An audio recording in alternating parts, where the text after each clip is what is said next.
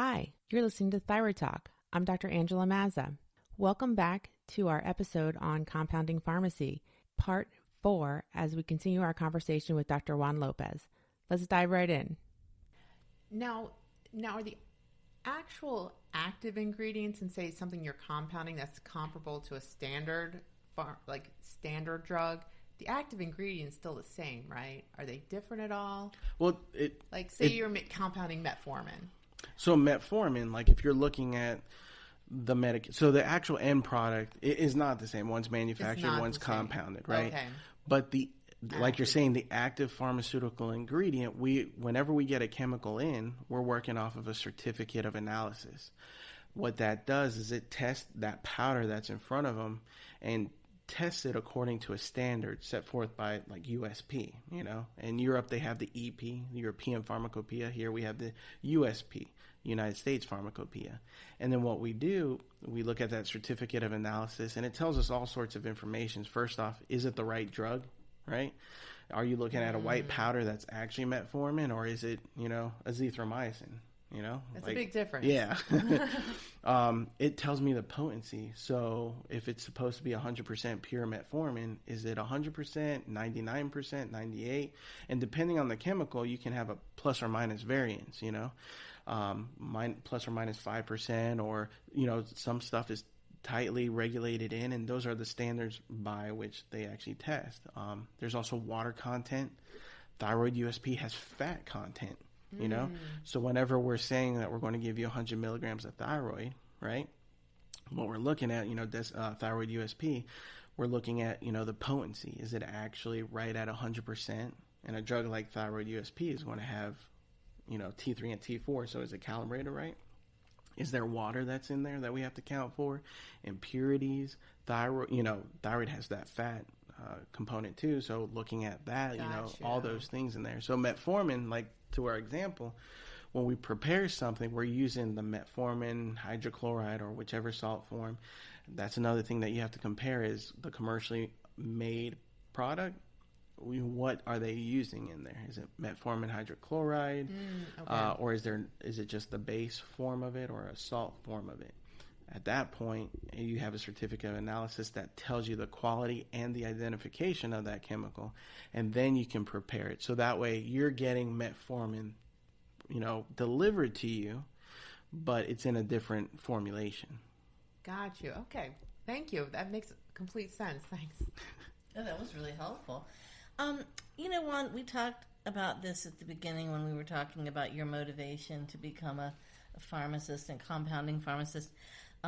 So I know this is something just from our talk today that you're very interested in. And this is something of concern to me too. And that is that folks with multiple conditions, so that maybe they have a variety of unrelated healthcare providers and they're prescribing them myriad appropriate, but many different medications depending on their various problems. So multiple providers, multiple health conditions, multiple meds, but without coordinating and close monitoring of these multiple prescriptions that are coming from all these different sources, I worry about when a patient might have unfortunate, unforeseen reactions. So the reactions might not always be recognized right away by the people around the patient as being medicine related. So I've read that can be especially true for senior patients, like maybe mental fogginess seems to have become a problem, where in reality it might be an over-medication situation, or maybe dizziness resulting in falls, other potentially dangerous results. So this question just has way too many moving parts. I'm going to try to break it up. Do you feel that you're allowed time to help patients better understand how best to use their medication? And do you feel you have time to help ensure patients don't get an accidental overage of too many meds or conflicting medications? Are you able to do those kinds of reviews? That's a really good question. And one of the things I'd like to do, especially for the pharmacy profession in general, is point out too that, the prospective drug utilization review, that's DUR, is something that every dispensing pharmacist actually does as part of their program, when they're dispensing medications. And when you're their patient and you're dispensing the medications, you're comparing it to your medication history you have from that patient, right? You're comparing it to what you've heard the patient tell you, right? Also to why they're on that medication to begin with. Did they just have a clot, a heart attack, or is this, cholesterol medicine, or, do they have anxiety? Those sorts of things as well. But there are pharmacists that specialize in medication therapy management, MTM. And that's actually where you will have like a pharmacist. That's just how we're dedicated to compounding. They're dedicated to doing that. Even geriatric medicine specialists that are pharmacists. That seems like that would be And what they'll do is they'll sit down with you. And any pharmacist can do this. Now, whether they have the time or not, it is set up to workflow. Yeah. But and I'll let you know what we do in our pharmacy. But those MTM pharmacists, and sometimes even the insurance companies, will contract with pharmacists to do this for their patient because they want to make sure that they're not first, covering a bunch of stuff that's causing issues, right? Or if there's an issue to be identified to have them be healthier, then they can identify it and move on. But those medication therapy management pharmacists are looking at the appropriateness of all the therapies they're on, the interactions. One thing that we look at is drug-induced nutrient depletions as well. So is there, medications that you're on that like metformin, and then all of a sudden your B12 levels are going, you're getting neuropathy, that sort of thing. Is that something that we can correct, with a simple either food choice or counseling and education or supplementation? But those pharmacists are very skilled at being able to identify those, especially like when they're specialized geriatric pharmacists or pediatric pharmacists.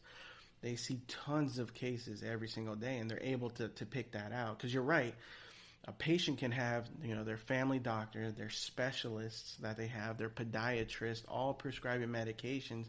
And sometimes when a doc tells you or asks you, what medicines are you on, you may forget, some things that you're taking, some things that you just got started on that you're not used to. And even at the pharmacy, we ask, what medications you're on. And sometimes patients are like, I'm not really on anything, but come to find out when we do counseling, they're on like 3 or 4 or 5 things, Wow. Or they don't think it's important for you to know at that time because they don't see how it interconnects. But a lot of times that is a big issue that in healthcare, the pharmacist and the patient-centered medical team is looking at doing, Now, what we do at our pharmacy, we do have consultations, with patients, especially when it's something that we're dispensing. We can ask for medications, as far as they tell us. That's one of the drawbacks is, like, there is no database of all your medicines, right?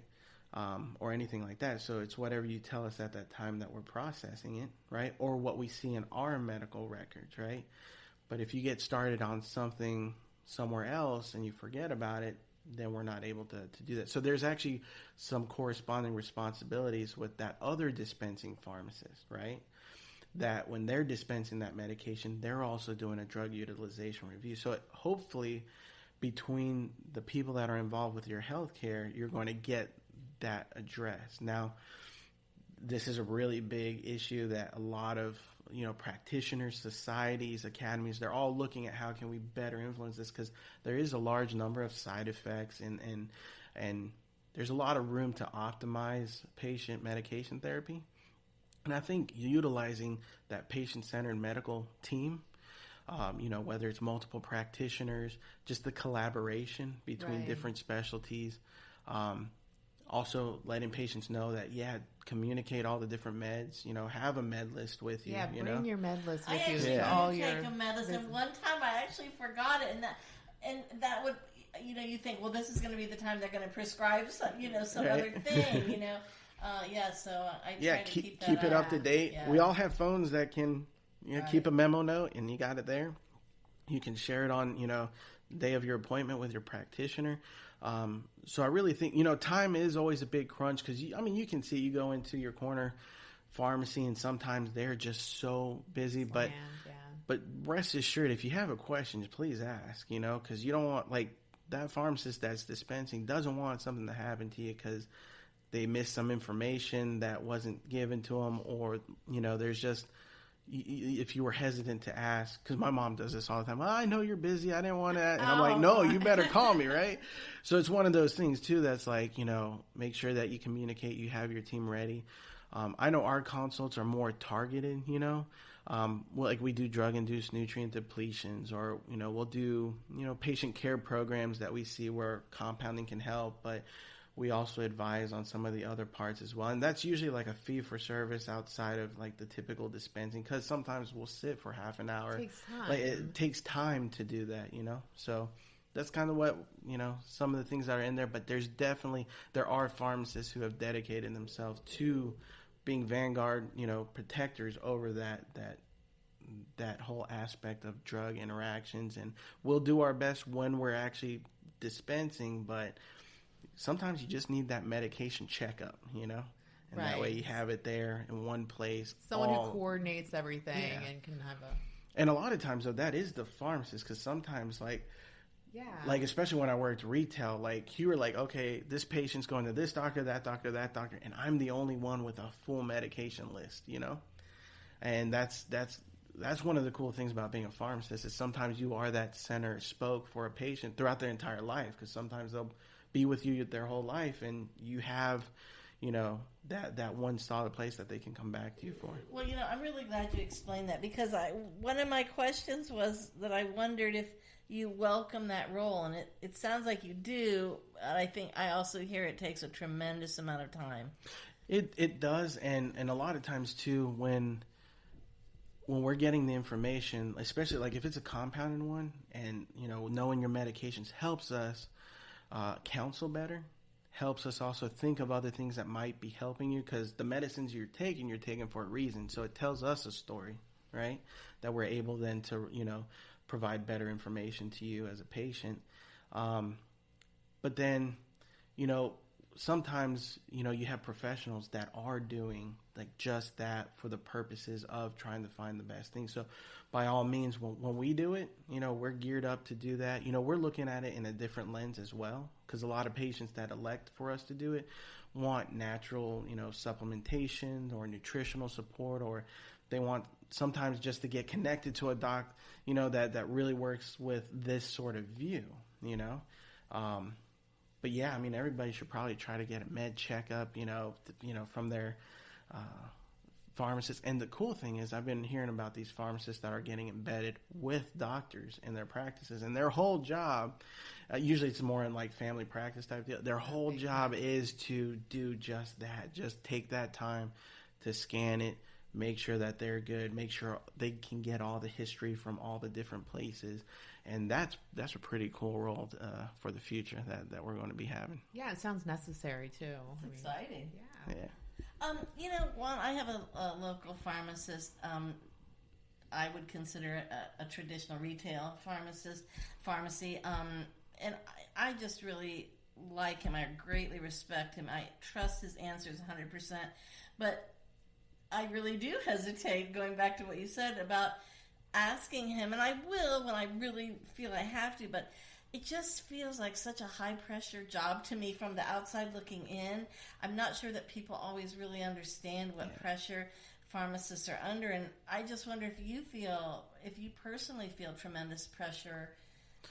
Well, anytime you're dealing with someone's health and their quality of life, and their family, is all depending on you doing a good job, right? It's one of my mentors had it in their lab, lives depend on a job well done. And that resonates every single day when we do something, right? In that lab. I really like that. Yeah. Exactly. Like, that's like everything that you're doing there is something. So even your traditional pharmacist, right? Sometimes, especially if they're independent, if you ask them, hey, if you, if we were able to give you, a fee for service, deal, would you be able to sit down with me and do a complete MTM? And some of these pharmacies, even the traditional ones, have programs like that. Sometimes they're also like a little hesitant to ask you, because maybe, something that you usually didn't get charged for before, you're going to be paying them for their time. But this is at a whole different level, of diving in and taking that time, especially some independent pharmacies, they're getting certified to do just that. And they want to do that. I can see when you're looking in that there could be a lot of pressure and everything. And it takes a certain type of, team member and pharmacist to thrive in that environment, because you're right, you're getting phone calls every which way, so it's constantly going, right? A lot of multitasking. Oh yeah, there's multitasking, but knowing when to focus in and Right. not multitask, right? Making sure that you're working up each individual potential, risk that's involved. You got the doc on the phone and you got a technician with a question and you're checking for certain things. So definitely it looks like it's coming in, but one of the things is you're managing that influx to prioritize and then execute in a triaged manner what you need to get done. Because especially when it comes to the medication, that's why when some people say, aren't you just throwing, the label on there and throwing some pills in the bottle? Well, with all that other influx of everything in, you want to make sure that medication's checked right. And sometimes in order to triage that influx of things and to do that quality job and make sure you get everything done the way it needs to, it does take some time, a little bit longer sometimes than you may want. But trust me, that wait, those extra couple of minutes are going to be worth it. Well, and I think that's a really important role for the pharmacy technicians, too, because they're doing a lot of the things that then allow the pharmacist to do those reviews and that checking that we're talking about, Oh, too. Absolutely. They have a huge role also. And especially on my team, I like to give authority to the technicians. We're allowed by regulations, right? Give them the ability to even enhance the customer experience. Sometimes like you'll see a lot of times, hey, can we give this patient free shipping, just to get them taken care of. Well, that's something that even on my team, they've been trained to know that, hey, if we can enhance this, if it's appropriate, go ahead and do that. Go ahead and type up the medications that you're delegated to do, and take authority and ownership of that process and pretty much own it. And I feel like a lot of times the accuracy will also increase because they're now engaged in that. Yeah. There are certain things, by law, by regulation that they can't do. But, I have a great technician that does ordering for our pharmacy. There's some pharmacies that only the pharmacist orders. But my technician showed a knack for ordering and talking, with the vendors and building the strong relationships that we know, hey, there's a drug shortage. We need to get this medicine in. Stay ahead of the curve. Yeah, who do we know that can do that? So he has a better relationship with the vendors than I do. And that's a good thing to have because that frees me up. All the time he's putting into that every day frees me up to be able to help patients and have the other pharmacists even count on him to make sure we have that stuff coming in. So that's definitely something where technicians are invaluable. And I think the more that they're utilized and they're given the ability to demonstrate, what they can do, the better. Great. I mean, Juan, I think you just enlightened us on how much more than just making quality medicines a compounding pharmacy can be. I also want to add that on top of all this, Juan has organized different events in the area to help educate the medical providers in the area, which it's great. I mean, he goes above and beyond. Well, it's definitely one of the things like where, a lot of times practitioners or even us, sometimes we feel like, man, are we the only ones that are thinking about this? Or sometimes you being in an independent practice or being out there, sometimes you have things that come up that you're like, man, I really just want to collaborate and talk with others and kind of work out, what's going on. And yeah, we were able to do, mostly before the pandemic, the personalized med talks where we would just get, doctors and our pharmacists together and just talk about what was going on in our community, create some community gold standards of what are we, faced with problem-wise. Right. What are we doing? I mean, we even had some talks. Well, Dr. Mazza spoke, about thyroid and appropriately, right? and I had doctors coming saying, thank you so much for this because she touched on topics that, as a general practitioner, I'm looking at and, I'm interested to hear about how that gets handled or, what's the best tools out there. We had an integrative dental.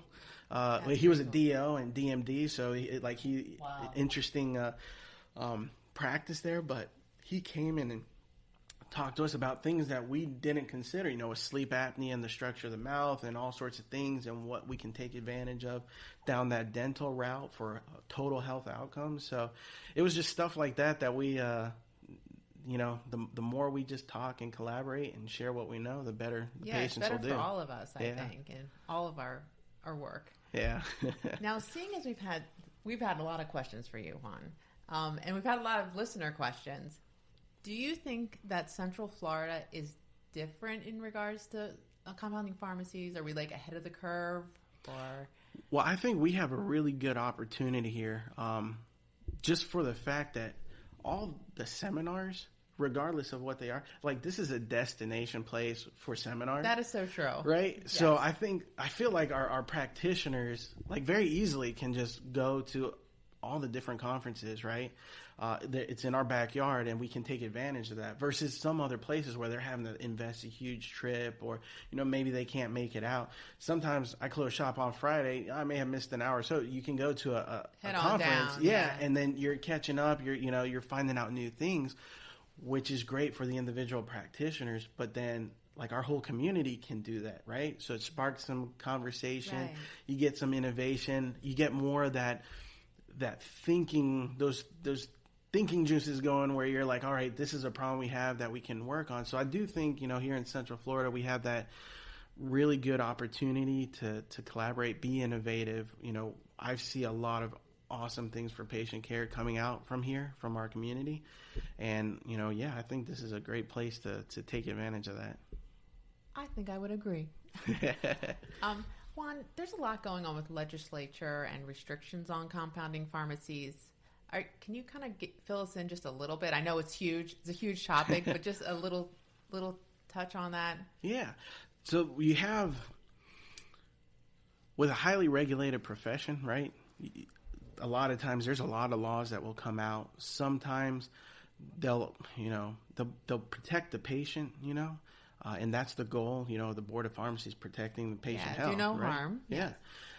Sometimes, though, inadvertently, if there's no input from the industry itself, it can limit the access to certain therapies and certain things that maybe legislators don't know about, right? And that's why it falls on us as practitioners, as patients, to talk with our advocates in the government to make sure that we keep the access going. So many times, like an example of some of the some of the things going on is, there's been the development of 2 classes of compounding pharmacy, which you might be interacting with. They're called 503A and 503B. 503As are what you would typically think of like your corner store, compounding, independent pharmacy, right? Patient specific, working specifically with one patient. Now, 503Bs are known as outsourcing facilities. And they're different inspection criteria. They get registered with the FDA. They are still compounding, but a lot of times they're compounding more specifically for like drug shortages or selling to, like the offices or hospitals or things like that. Like there's different criteria with what they're in. Some of that legislation that got passed has different things that are ongoing and that are coming into effect. And I would suggest people go online, look at compounding.com. So that way you can actually see, some of the issues that are on there, get educated on the actual, issues that are on there. Especially there's some where there might be limiting access to hormone replacement therapy. And that's a big one. Yeah. And it's one of those things where the rule sounds really good, right? Like if there's something that's demonstrably difficult to compound, then, which means like it's too difficult to actually do in a compounding pharmacy. You need a manufacturing or something like special equipment that's just not typical. Like the law sounds that, okay, maybe we shouldn't be doing that. But one of the things is that term, like what is difficult to do? Who defines that? Yeah, and that's what we need to help, educate. We need to talk about, because very simply, one of the things, there was a study that said, well, topical transdermal preparations are difficult to make. Well, right now, if they follow those guidelines and they say, well, transdermal formulations are difficult to make, then that's all topical hormones, right? That are compounded. Yeah. And compounding.com does a really good job of showing that study, showing the counter view to that, showing the potential impact to access. You can actually find draft letters to communicate to your legislator. You can donate to the cause of educating more, getting that. You can see videos and testimonials. If you have a testimonial as a patient, leave it there on that website. But the big thing is keeping the access open, so that way when the patient, doctor, pharmacist triad shows something that can be beneficial to a patient, we haven't cut it off because we've used a generalized term that wasn't defined. So that would be something that I would encourage everybody to take just a couple minutes, go take a look at that and see how it impacts them. Cool. Well, gosh, we really fried you here, Juan. But no, I enjoyed really it. It's good. it. Yeah. What's kind of a key takeaway you kind of would like our listeners, like whether it's about being a compounding pharmacist or some of the challenges, or just what do you see the future? Key takeaway. I definitely think with patients, you're in charge of your health and the healthcare team you put around you. So, just like with financial investors that you have on your behalf, interview your team. You're picking your team, so pick from the best, pick from the people that you like to work with, people that want you to have the best outcomes. And not that anybody doesn't want you to have the best outcomes, but the ones that you feel the most comfortable with, the ones that you like, the fact that they practice a little bit differently. And then, of course, when you're picking that medical healthcare team, know that, if you ever do need it, maybe not everybody needs a compounded medication or something personalized to them, but know that you have pharmacists standing by ready to help out whenever you do need it, because we have that capability and we don't want you to go without or have suboptimal responses. So just know there's a group of people out there that want to get you the best possible outcome. We want to be part of your healthcare team. And of course, the future, with all the information that we have, we're finding out more about genetics and how they influence medication and how we can prepare it. That's precision medicine. So in the future, I could see where we're putting precision medicine and personalized medicine, melting it together and getting some awesome outcomes. I think that's the future of medicine as well. Thank you so much, Juan, for taking the time to just enlighten us, and this has really been a pleasure. This is my new favorite episode. Juan's new favorite episode. Thank you. I appreciate it. It's truly an honor to be on the podcast. Oh, thank you so much. And listeners, thank you for sharing your time with us as well. I really hope this discussion was helpful. Let us know. In our next episode, number 20, I'll share a bit about my path to becoming a doctor, why I chose endocrinology, and what it's like to be in this field, the joys and the challenges. One of them sitting right next to her. Oh, whatever. And the elusive work-life balance that we always talk about. Elusive. Oh, and I wanted to mention that this is our second episode with our new mascot, Thyra. She's been with us from the start, but this is her newly refreshed, re-energized look. And she really does look energized, like she has a very healthy thyroid. We really have gotten great feedback on our cheery little Thyra. You can see her new look on our website and on our podcast logo, for example. Also, I'll keep you posted on the upcoming release of my book, Thyroid Talk, an integrative guide to optimal thyroid health.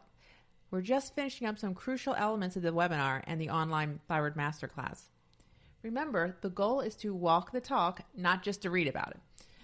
I wanted to create this podcast to provide life-saving education and to encourage folks to see a doctor in time to prevent or minimize damage. That's deeply fulfilling. I enjoy helping folks understand how all aspects of their lives are tied to both thyroid and overall health. As always, my goal is to help us live more fulfilling lives by taking control of our health and thus feel our best. In fact, that's why I went into endocrinology. It's the medical art that combines science with the study of our lives and all that they encompass. And as always, we hope our listeners will continue listening to Thyroid Talk with Dr. Angela Mazza. We have many more interesting episodes and guests planned. We'll build on today's foundation and cover many topics we hope you'll find meaningful. And now, it might be impossible to try to recap just some of what we covered in today's episode. It was so great. And it's not necessarily in this order, but we learned that Juan Lopez is a dedicated, amazing local compounding pharmacist and a really great guest. Thank you, Juan. You are so gracious and so passionate and so generous with your time. Thank you. Thank you very much. So we learned what compounding means, what the difference is between a regular pharmacy and a compounding pharmacy, why compounding medicine may be very valuable of an option for you, what specific formulations are available for persons on thyroid hormone replacement, and best of all, we learned that we can impact our thyroid health. And as Dr. Mazza mentioned in our next episode, number 20. Oh my goodness. So exciting. We'll discuss a bit about her path to becoming a doctor, why she chose endocrinology, and what it's like to be in this field of endeavor. Now, for information on at least some of the supplements we may discuss on this show, please visit the Wellness Store at metaboliccenterforwellness.com. Full disclosure, I personally use and I carry supplements by Douglas Laboratories and Pure Encapsulations in both my office and at our online site. Please stay in touch. Check out my YouTube channel at Dr. Angela Mazza, the website at Metabolic Center for Wellness, as well as Facebook and Instagram.